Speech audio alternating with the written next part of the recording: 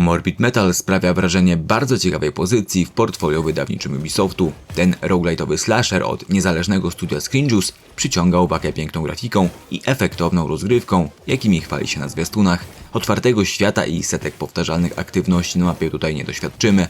Mamy za to zastępy robotów do zdziesiątkowania, na walce z którymi skupia się demo produkcji, w które miałem okazję zagrać. Cześć, z tej strony Libra z GameOnly.pl, a przed Wami moje wrażenia z dema Morbid Metal w wersji na PC. Gra pojawić ma się w Steamowym wczesnym dostępie latem bieżącego roku. Pętla rozgrywki, jaką oferuje Morbid Metal, to klasyk roguelite'owych produkcji. Każde podejście rzuca nas na zestaw częściowo proceduralnie generowanych lokacji, połączonych korytarzami, gdzie możemy chwilę odsapnąć pomiędzy kolejnymi starciami. Za pokonanie grupy przeciwników na danej arenie nagradzani jesteśmy bonusami do wyboru. Może to być zwiększenie zadawanych przez nas obrażeń, kradzież zdrowia czy dron wspierający nas w walce. Jeżeli polegniemy, to całość rozpoczynamy od nowa, a zebrane bonusy przepadają. Odnoszę wrażenie, że ten przepis na zabawę widziałem już zbyt wiele razy, aby mógł mnie zaciekawić. Jest to pętla znana i przez wielu graczy lubiana, ale nie jestem przekonany do jej wersji od studia Screen Juice. Na pewno pierwszym, co wymaga poprawy, są nagrody za zwycięskie starcia. Sucha premia do obrażeń jest po prostu zbyt nudnym rozwiązaniem, aby chciało mi się uruchamiać następne pętle i tworzyć kolejne buildy. System walki, jaki oferuje nam Morbid Metal, należy do tych z jednej strony niezwykle efektownych, z drugiej zaś zaskakująco nudnych.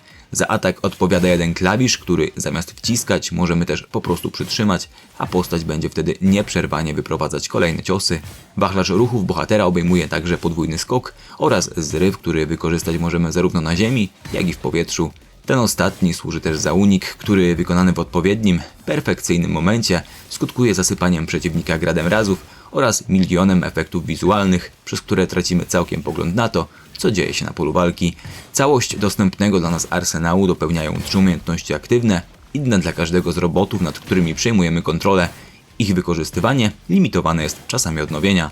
Pomiędzy androidami w naszym zespole możemy w każdym momencie się przełączać, przez co teoretycznie zakres ruchów się zwiększa, ale w praktyce ich możliwości są do siebie na tyle zbliżone, że i tak czułem się nieco zbyt ograniczony w kwestii technik bojowych. Walka nie sprawia wrażenia płynnej, a wyprowadzane przez naszych robotycznych samurajów ataki nie dawały mi żadnej satysfakcji.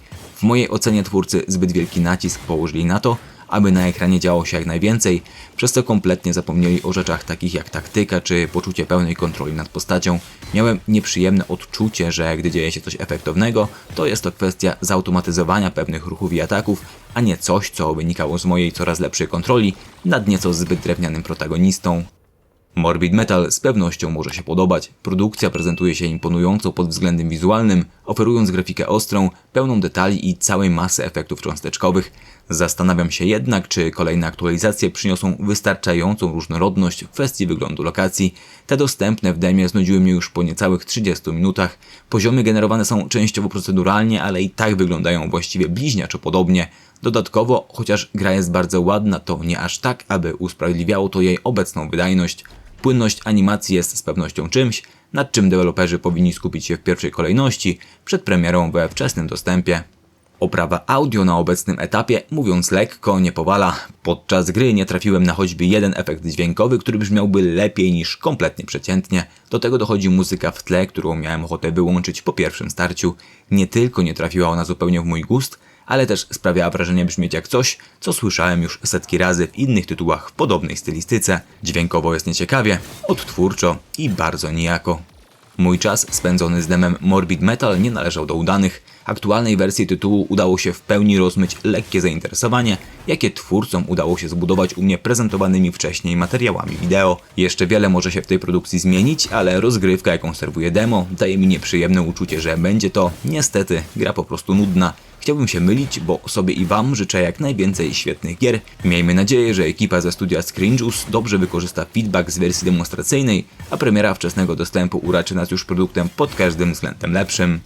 Serdeczne podziękowania dla wszystkich wspierających Lupego Lajka. Dajcie znać w komentarzach, co sądzicie o Morbid Metal. Do usłyszenia, trzymajcie się, cześć!